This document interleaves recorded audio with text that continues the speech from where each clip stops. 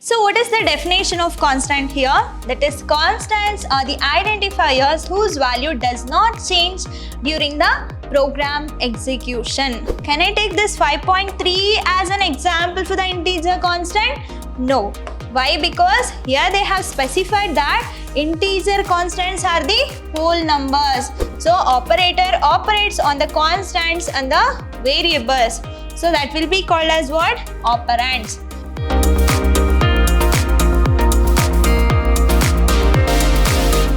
Hello everybody, welcome back to the second session on chapter 7, that is Introduction to C++.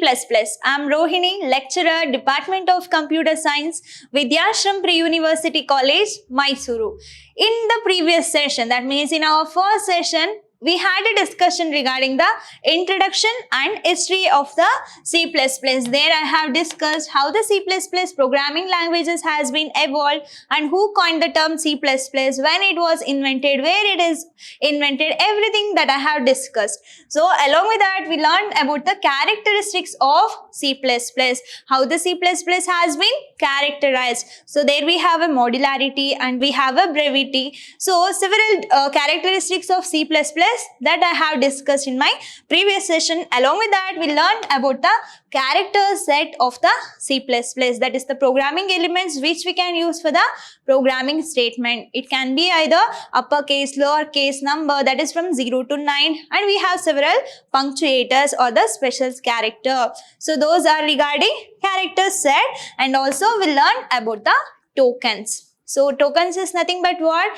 That is the smallest individual unit in a program. So it can be identifiers, keywords or operators, constants, and it can be punctuators. So in our last session, we learned about what is identifier and what are the rules are we supposed to follow when we are writing an identifier. That is also important. And also I have discussed about the punctuators. Also, I have discussed about punctuators. So, in my today's session, we are going to learn about what is constant and what is operators. So, this will be my today's session's topics. So, let me get into the today's session. There we have firstly a constant. So, what is the definition of constant here? That is, constants are the identifiers whose value does not change during the program execution. So, when we are executing a program, we have some variables. Let me take a is equal to 10. So what I'm doing, I'm giving the value of 10 to the variable called a. So is it mandatory only to give the 10 as the value for this a? No, right? We can give any number so that it may become 20 or minus 20, or it can be 20.5, anything I can give. So that means we are going to give some value to the variable, the value which does not change during the program execution. That is nothing but what? Constants. And what is the another name for constant?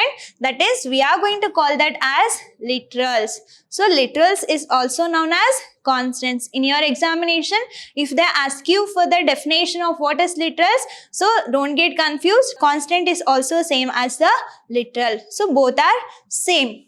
So now we'll see how the constants has been categorized. So constants or literals. So constants or literals may be any one of the following. That means it can be integer constant, it can be floating point constant or character constant or a string constant. So constants are categorized into integer constant. In integer constant, again it will be classified into decimal constant, that is base 10, and we have a octal constant, that is base 8, and we have a hexadecimal constant, that is base 16, and also we have unsigned constant. So these are the categories which comes under this integer constant, and also we have floating point constant. So either it can be signed or unsigned. If it is signed, then there we are going to specify the sign, whether it is positive or negative. If it is unsigned, so for example 2. So what we are going to understood by looking into this number, it is positive number. How I am going to get to know this is positive number? Because there is no sign. So also we have a character constant and string constant. So this is how constants or letters has been classified. So now let me move on to the first one, that is integer constant. So which is the first type here, that is integer constant. We know that what is constant? The value which does not change during the execution of a program, that is known as constant. Then what about this integer constant? As the name indicates, integer in the sense the value that we are going to give is a whole number. So that means what? Integer constant is a whole number. It can be either positive number or a negative number. Let me take one example. Int a is equal to 2 and b is equal to -5 and c is equal to 5.3.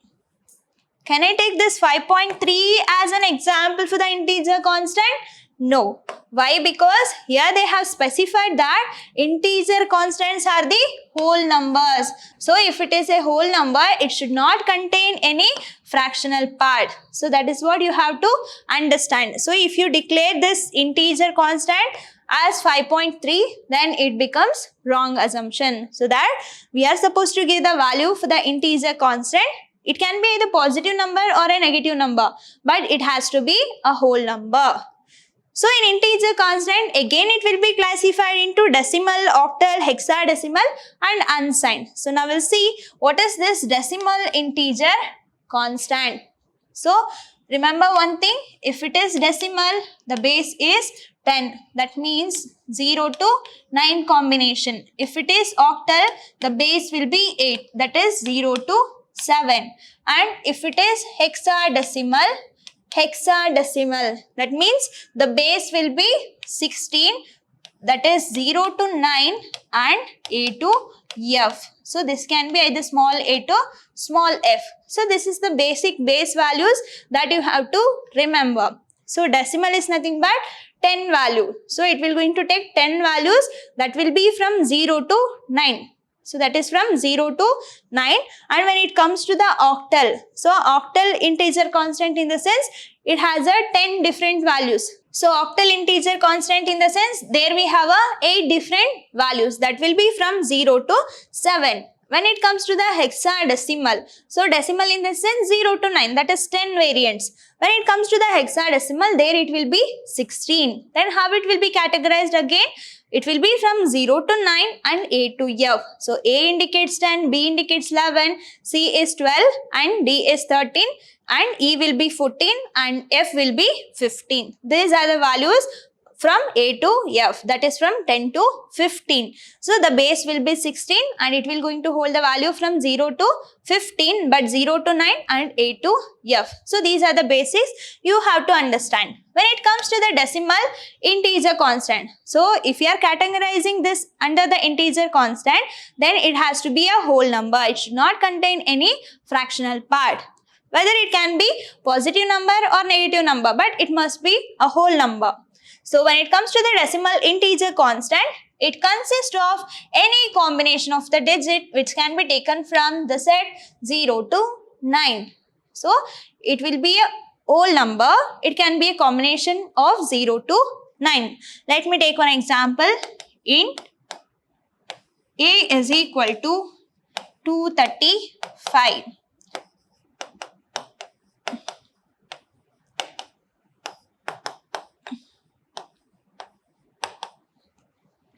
At this time, you have to understand this is not 10. This is 1 and 0. And this is not 20. This is 2 and 0. Okay. So why? Because this decimal integer constant is a combination from 0 to 9. We can create any number of number from the 0 to 9 combination. So this is regarding decimal integer constant. And we have to specify the data type int, because these are all the integer types, so that it has to take the int as a data type. Int a is equal to 235, b is equal to -89, anything you can take. Int d is equal to 065. Is this okay to take this as a decimal integer constant? No. So it should not be starts with 0. If it is starts with 0, then it will be the octal integer constant. But if we are specifying this 065 as the decimal constant, then it becomes wrong. How we are going to specify 65 in decimal integer constant? That is, will be in this form. It should not be starts with 0. Okay, so this is the difference you have to understand. So when it comes to the octal integer constant, here it consists of any combination of the digits which is a set from 0 to 7. So totally it will have a 8 digits, that is 8 variants will be there. It will be a combination from 0 to 7. And we have to follow one more rule. However, the first digit must be 0. If I am taking this octal integer constant, if I want to specify any number which is a combination of 0 to 7, then it has to starts from a character, or it has to starts from a digit called 0. So in order to identify that constant as the octal number. So let me take one example. Int a is equal to 072. So the value is 72, but I want to get to know that this is octal integer constant. That means what? The digit must be starts from 0. So if int b is equal to 793, can I take this as an octal integer constant? No. Why? Because I have included 9 in between, and I haven't included 0 at the prior number. So this will be wrong. So 9 doesn't come under the octal integer constant. It comes under decimal integer constant. So that we are not supposed to take a number called 9, 8 in the octal integer constant. It must be a number which is from 0 to 7 combination. And int c is equal to minus 0.7512.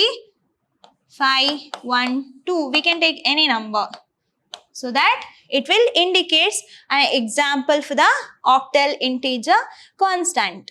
So next we have hexadecimal integer constant. So as I discussed, when it comes to the hexadecimal, the base will be 16, and that means what? It has 16 variants, and it's from 0 to 9 and A to F. So this A can be small letter a to small letter f. So that is same as the capital A to small f. So that A indicates 10 and that f indicates 15. So if you want to represent a value called 15 in the hexadecimal value, at the time you are supposed to take capital F as the character instead of writing that as a 15. So if you are going to write this 1, 5 as a hexadecimal value, that will be considered as 1 and 5. That won't considered as a 15 together. So if you want to represent 15 value, that means if you want to represent a number called 15, then it has to be either capital F or a small letter f. So when it comes to the hexadecimal integer constant, the sequence of digits begins the specification with 0x or 0 small x. So when it comes to the decimal, there it will be 0 to 9. So when it comes to the octal, 0 to 7. But how we are going to specify the octal integer constants? The number must start with 0. But when it comes to the hexadecimal, here the number must start with 0x or 0 small x. So this is what you have to understand. And it will be followed by a sequence of digit capital A or small a to capital F to small f. So let me take one example. Int val. So we can give any name to the identifier, that is variable. So int val is equal to 0x235ab. So this is one of the example for the hexadecimal constant. So what are the rules that I have followed? the number which starts from 0x. So 0 and x can be either capital or small letter, and it has to be followed by the combination of 0 to 9 and A to F. So I have taken a value between 0 to 9 and I have taken two values, that is A and B. Let me take one more. C is equal to minus 0 small x 9 f small f A B. So this is also one of the example. Int D is equal to 0 x 10 12. Can I consider this as a hexadecimal? That means we are working with what hexadecimal integer constant. At this time 0x will be suffixed with a sequence of 0 to 9 and A to F. At this time here it won't be considered as 10, it won't be considered as 12. Instead of that it will be considered as 1 0 1 12. What if I want to specify 10 and 12? Then it has to be like, what is the value of A? That is 10. So capital A I can take when it comes to the 12. A is 10, B is 11 and C is 12. So I can take capital letter C or small letter c. So this is how the representation of this hexadecimal integer constant will going to happen. So let me move on to the next one, that is unsigned constant. Unsigned. If it is signed, then we are get to know that it is a negative number. If the number is not specified, that means if the sign is not specified, it is by default understood that it is a positive number, right? To specify an unsigned type, use either U or capital U suffix. To specify a long type, we have to use either L or capital L as the suffix. So there we are going to use the integer type, whether it is an hexadecimal or octal or a decimal. But if I want to specify the unsigned constant, so when I want to specify the unsigned constant, at the time I have to take either small letter u or a capital letter U. What if I want to specify the long type? At the time it has to be either small letter L or a capital letter L to be suffixed. So let me take one example. Unsigned value is equal to, so if I want to use the unsigned constant, then it has to be, the number has to be suffixed by small letter u or capital letter U, suffix. So first I have to specify the sequence of integer, then at last I have to take either small u or capital U. So what if I want to specify the long type? At the time it can be small letter L or a capital letter L. So for example 0 2 3 small letter U. So then what you are going to understand now? So when I am going to use 0 as the first integer, when it is a octal constant, when it is an octal constant. So here it is an unsigned octal constant. It is an unsigned octal constant. So next I have long value is equal to 2 3 8 5 F F A C B.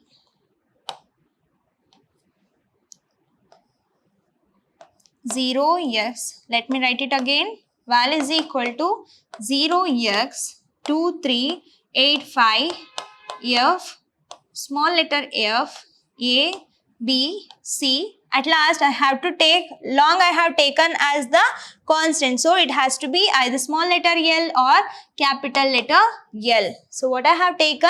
I have taken long hexadecimal constant. I have taken long hexadecimal constant. So what it means? I have taken long unsigned hexadecimal constant. So this is one of the example for the unsigned constant. So this is about integer constant. It can be either what decimal, hexadecimal, octal or unsigned. So now let me move on to the next one, that is floating point constant. So when it comes to the integer constant, there we are going to have only whole numbers. But when it comes to the floating point constant, here we also have the fractional part. So that Floating point constants is also called as the real constant. Why? Because here it doesn't contain only whole numbers. Along with that whole numbers, we have a fractional part. So these values contain decimal point and can contain an exponents. So that will going to indicates the given number is floating point constant. So they are used to represent a value that will have a fractional part that can be represented either in the form of fractional form or a exponent form. For example, a is equal to 2.5. So this 2 is a whole number and this point is a decimal point and this 0.5 represent the fractional part. So that is what you have to understand when it comes to the floating point constant. So these floating point numbers or a floating point constant can have a mantissa which specifies the value of the number, and it can have the exponent which specifies the magnitude of the number. So that means what? For example, 23.46 E0. So this indicates the exponent. How we are going to write in the mathematical form? That is 23.46 into 10 to the power 0. So instead of writing this one in the computer language, we are going to write it as 23.46 E0, that is exponent, and this indicates the mantissa. Mantissa and exponent part it will going to include when it comes to the floating point constant. Here we are going to differentiate the whole numbers with a fractional part by making use of this decimal point, that is dot operator, that will going to differentiate whole number and a fractional part. So this is an example along with the definition of this floating point constant. Next we have character constant. So what is this character constant? We'll see. Character constants are specified as a single character. So we know that when we are working with a computer, we are supposed to write a program. So each program element are known as what? Token, right? So it can be anything. It can be identifiers, variables, constant or punctuators, anything. When I want to specify a single character, how it will be specified then? It has to be enclosed between the single quote. That is nothing but what?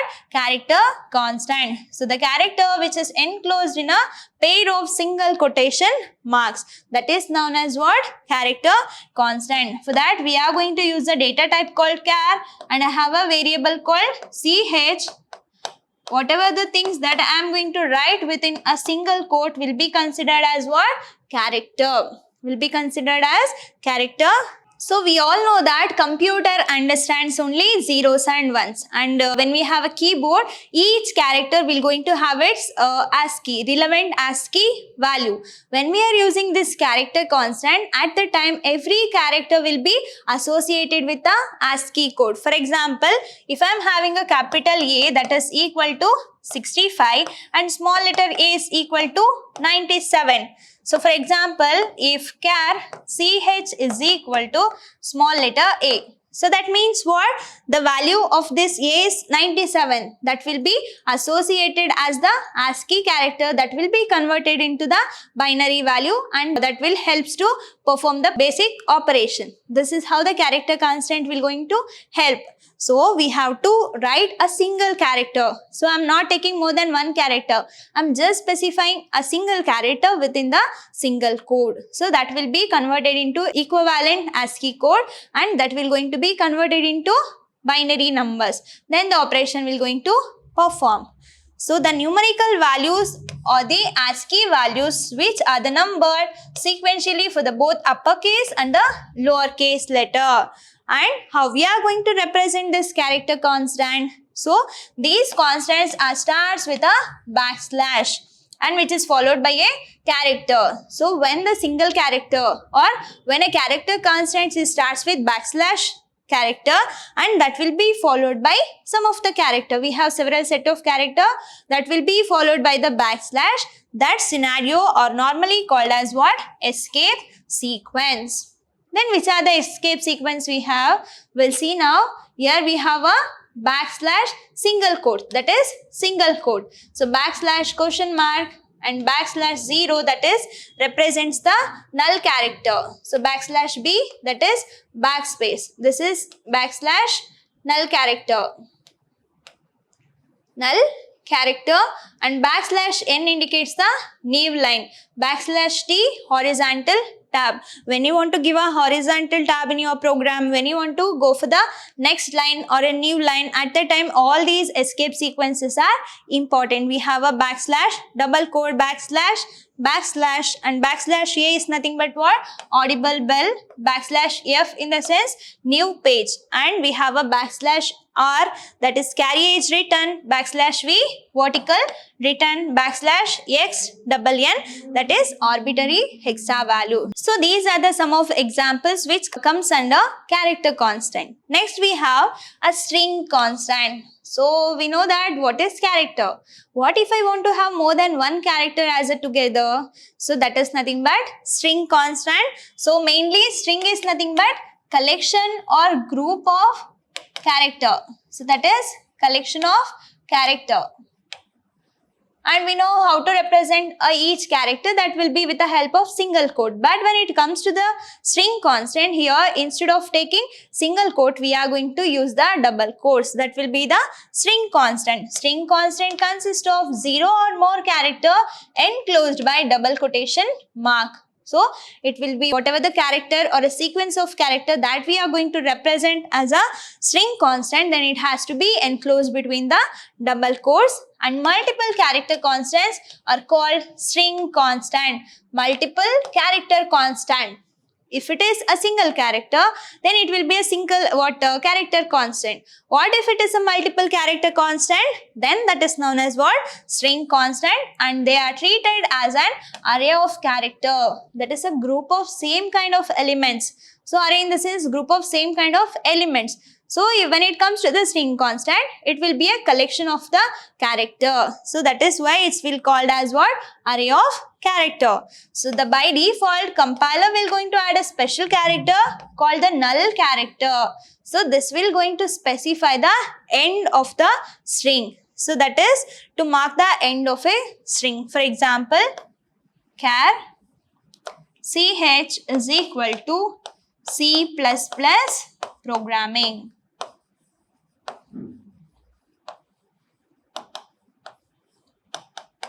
So this indicates the string constant.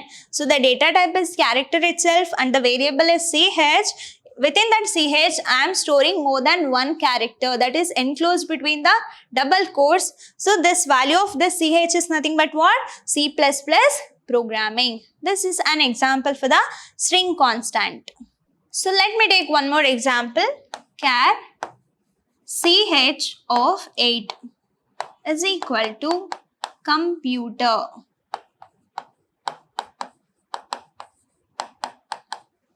So in a programmatically, I am going to represent this computer string. Here char is a data type and ch is a variable, and I am specifying the size. What is the size of this string? That is 8, which starts from 0 to n minus 1. So string and arrays index starts from always 0. Okay. So 8 in the sense this will be first character, second, 3, 4, 5, 6, 7, 8. But how it will be represented in the computer memory? So we know that in order to end the string constant, it has to be has a null character at the end, so that it will like computer \0. So that compiler will get to know that yes, this is an end of this particular string. So it's all about constant. So we learned about what integer constant, floating point constant, character constant and string constant. Next we'll move on to the next token, that is C++ operators. So what do you mean by operator initially? For example, C is equal to A plus B. So what I am doing? I am adding two values and I am going to store that value in a one variable called C. Here A and B are the operands. A and B are the operands. So can you see this symbol? That is plus. So what this plus? That is operator. So this plus is nothing but operator. So then we'll see what is operator. The operator is a symbol that tells the compiler to perform a specific mathematical or logical manipulation. Then what is operator? Operator is a symbol that will going to specify the C++ compiler to perform particular mathematical or logical manipulation. So when it comes here A plus B, in the sense what?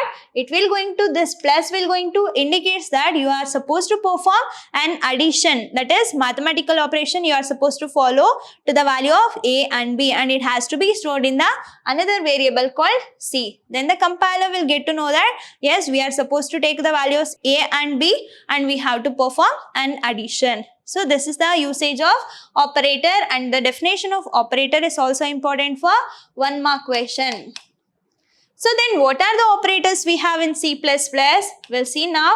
When it comes to the operators in C++, it can be divided into arithmetic operator, relational operator, logical operator, unary operator, conditional operator, bitwise assignment operator, and we have some more other operators. So now we'll see about this operator. So how the operator will going to be divided? So that will be based on the number of operands that we are going to use. So operator operates on the constants and the variables. So that will be called as what? Operands. So I told you that A plus B. Here A and B are the 2 operands. So which kind of operands it is?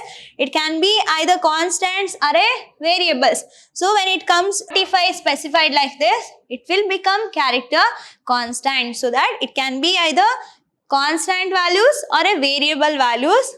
I can call that as a operands, and operators are nothing but symbols that we are going to use in order to manipulate the operands. So here operands may be classified on the number of operands they act on.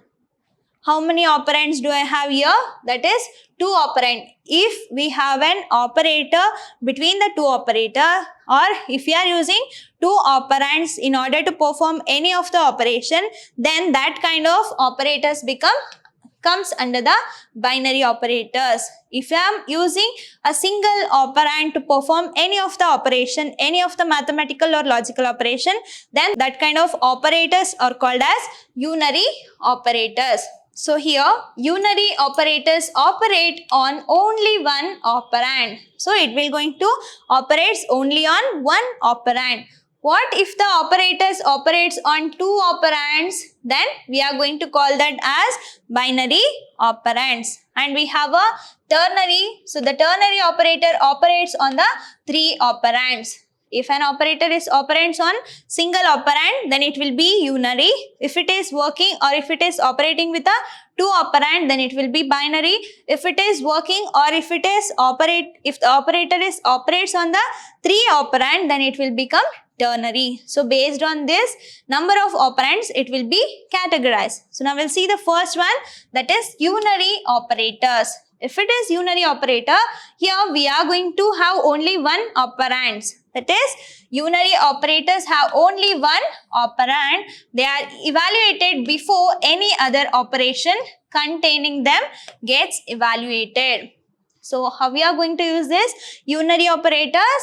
So when it comes to the unary operator, here we have only one operand. So, and they are going to be evaluated before any other operations. So now we'll see some of the unary operator here. So here I have several operators, that is only one operator I have. So along with this operator, I am going to have only one operand. That will means that we are using unary operator. So that logical NOT, and if a condition is true, then the logical NOT operator will make false. For example, A naught.